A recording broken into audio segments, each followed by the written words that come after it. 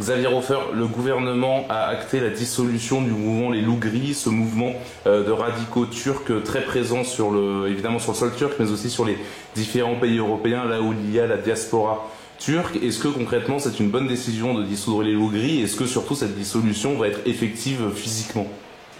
Je suis très étonné puisque, à ma connaissance, et c'est un problème que je suis depuis, je dirais franchement, une vingtaine d'années, il n'y a pas d'organisation structurée des loups gris sur le territoire français. Il y a une structure des loups gris, par exemple, à Londres. Quand le président Erdogan est venu à Londres en 2018, il y avait des loups gris avec les drapeaux, les fanfares et puis tout le folklore qui sont venus l'accueillir. Il y a des organisations des loups gris aux Pays-Bas, il y en a aussi en Allemagne et sans doute dans différents autres pays d'Europe, en Autriche, bien entendu, parce que les Turcs sont nombreux aussi en Autriche. À ma connaissance, il n'y a pas d'organisation formelle des loups gris en France. Alors, ça prouve quand même l'espèce d'attirance immense du gouvernement français et de M. Darmanin pour la frime et le fictif, parce qu'ils sont en train de dissoudre quelque chose qui n'existe pas. Alors c'est naturellement beaucoup plus simple.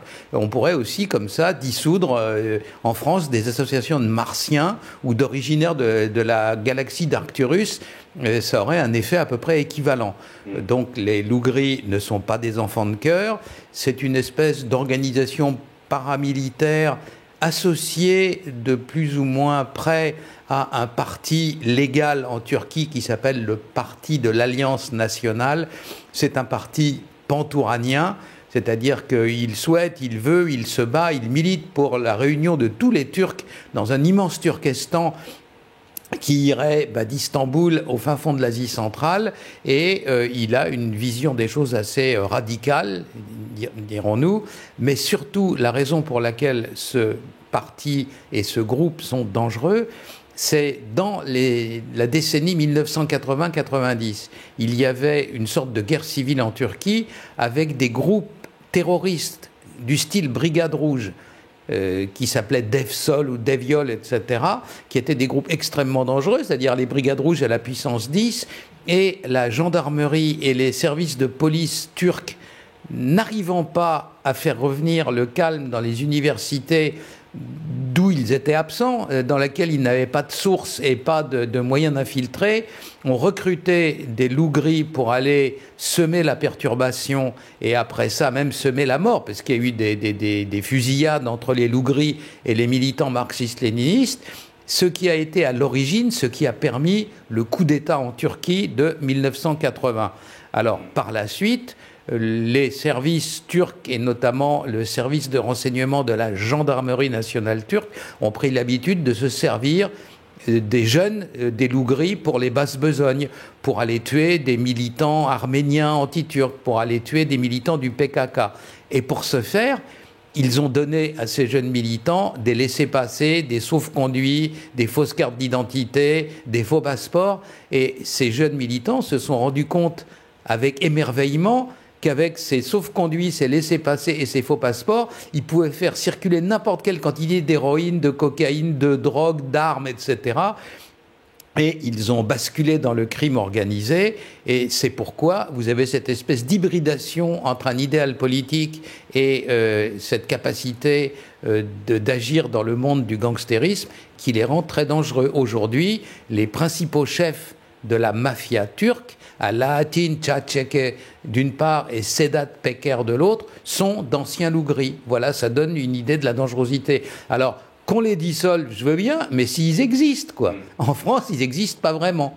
Alors, en tout cas, ce focus sur les loups gris, ça permet de mettre en lumière aussi la présence et l'activité des militants, même de l'immigration turque, en fait, tout simplement dans ce pays. On a vu derrière les loups gris aussi se sont cachés des chasses un peu à l'arménien dans certaines villes de France où des militants turcs se sont mis à courir après les Arméniens qui évidemment eux revendiquaient la souveraineté de l'Arménie dans le Haut-Karabakh. Est-ce que finalement on n'en revient pas finalement au problème de base, l'importation de conflits étrangers sur notre sol?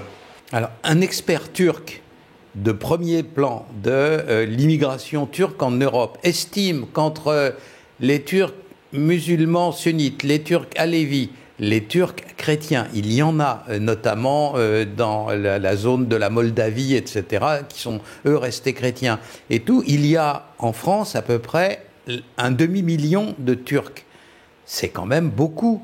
Qu'on ait besoin de travailleurs turcs qui sont très bosseurs, très qualifiés. En plus de ça, une grande majorité de l'immigration turque tient bien en main ses enfants, donc il y a beaucoup moins de jeunes ados ou de jeunes Turcs impliqués dans les affaires de délinquance juvénile, etc., que par exemple de Maghrébins. Mais quand même, on en a laissé rentrer énormément, et une fois de plus, je n'arrête pas de répéter ça, vous avez dans la partie orientale de la Turquie, celle qui est à côté à la Syrie et à l'Iran, vous avez une zone de guérilla, dans la zone de peuplement turc, on laisse entrer chez nous, sans contrôle, des gens qui sont aguerris, qui ont acquis une formation militaire et qui peuvent être très dangereux. Ou alors d'actuels ou d'anciens militants des Loups-Gris qui, même s'ils sont en France un peu inorganisés et qu'ils se réunissent de temps en temps, vous savez, avec les téléphones portables, maintenant ça va vite, ils se réunissent pour aller traquer des Arméniens qui pensent et qui disent des choses qui leur déplaisent, mais malgré tout, pourquoi avoir laissé entrer en France une telle quantité de gens problématiques ? Encore, et pour la 100e fois, on ne parle pas de vieilles gens, de femmes enceintes ou d'enfants qu'on pourrait laisser entrer en France s'ils sont maltraités ou misérables, etc. On parle de gens potentiellement dangereux, comme l'Albanais de Macédoine qui s'est livré au carnage Conseil il y a quelques jours donc à Vienne, etc. La liste est longue des individus dangereux qu'on a laissés entrer en Europe sans espèce de raison valable. Ce qui est incroyable avec cette épidémie de Covid, c'est qu'on aurait pu penser que les frontières seraient plus protégées, en tout cas, et avec en plus ces problèmes d'attentats. En tout cas, Emmanuel Macron a annoncé aujourd'hui qu'il allait renforcer justement la sécurité et le contrôle aux frontières. Est-ce qu'on est dans le même acabit que la dissolution des Loups-Gris? Est-ce qu'on n'est pas dans du vœu pieux et de la com, ou est-ce que ça peut être réel?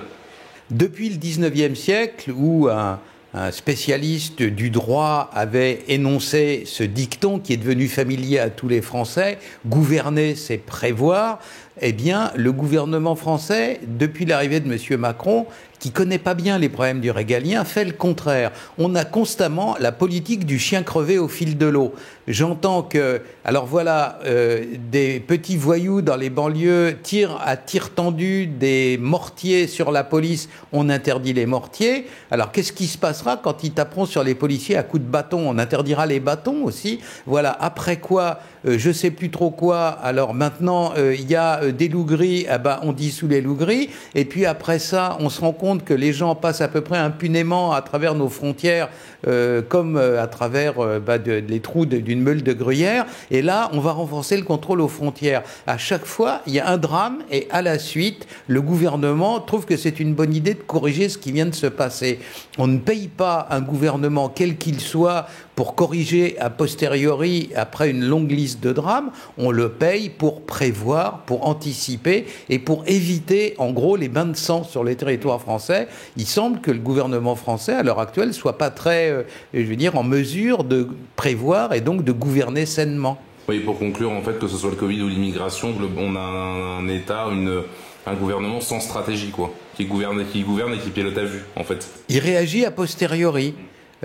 Donc il y a un drame, hop, après ça, si vous voulez, la France est une sorte de, vous savez, les bateaux gonflables, les Zodiacs, la France est une sorte de Zodiac, et puis chaque fois qu'il y a un trou dans le Zodiac, les gens du gouvernement viennent mettre une rustine sur le trou, mais c'est pas pour ça qu'on les paye, on les paye pour éviter d'emmener le Zodiac dans un endroit où il peut être crevé et percé pratiquement une fois par semaine. Alors voilà, alors les Tchétchènes, alors après ça on contrôle ceci, et puis donc on a une espèce de politique a posteriori qui revient toujours à réagir après coup.